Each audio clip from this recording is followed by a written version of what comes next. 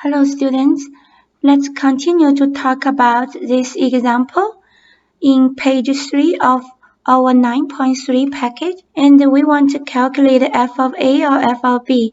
A equal 1. So now let's get f of a, negative 16. We just replace this x in the function by 1. So times 1, then plus 64 times 1 again, then plus 96.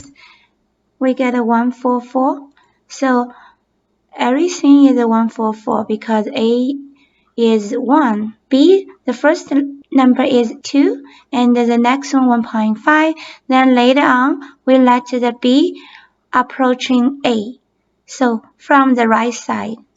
So approaches 1 plus. Now let's get f of b.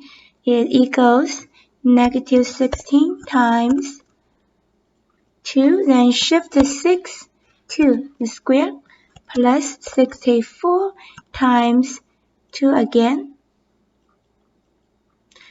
plus 96. So we get a 160. Now we can just use auto calculation from the Excel. So scroll down. So we get all the f of b. And we see when b approaching a, so the f of b is approaching f of a. See, when then the last one is almost 144. Now let's get to the average rate of change. So equals parentheses fb minus fa, close the parentheses, divided by parentheses b minus a, close it, enter. So we get 16.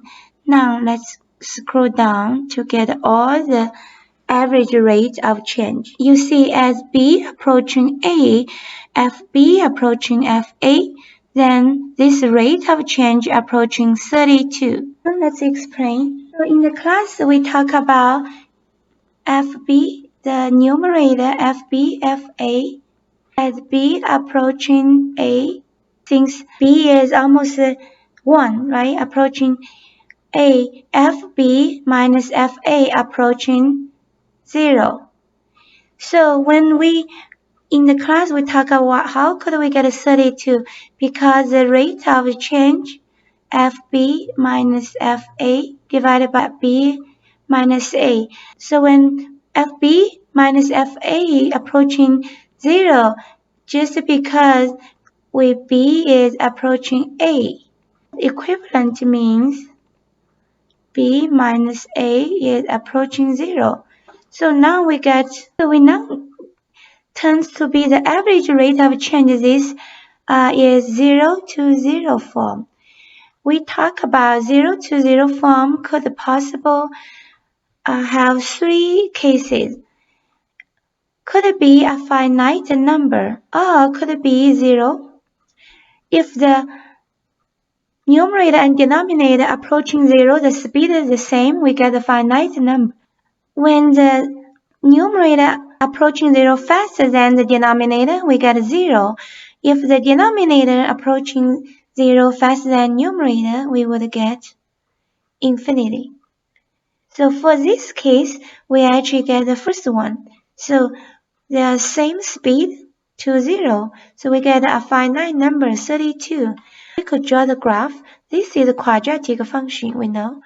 And because the coefficient negative 16 is negative, so we know the parabola is opens down. When x equal 1, suppose here, then 1 f of 1. So this 32 is a tangent line just touch this point. 32 means the slope of the tangent line. And why we call the instantaneous velocity? Because when we have 2 points, we draw a line. The slope is the speed, is the velocity. But now because those 2 points merge to 1 point. 1 point approaching, so merge to 1 point. That's why we call it instantaneous velocity. I hope this video helps. Sorry for the confusion in the class. Happy holiday. Bye for now. See you in the class.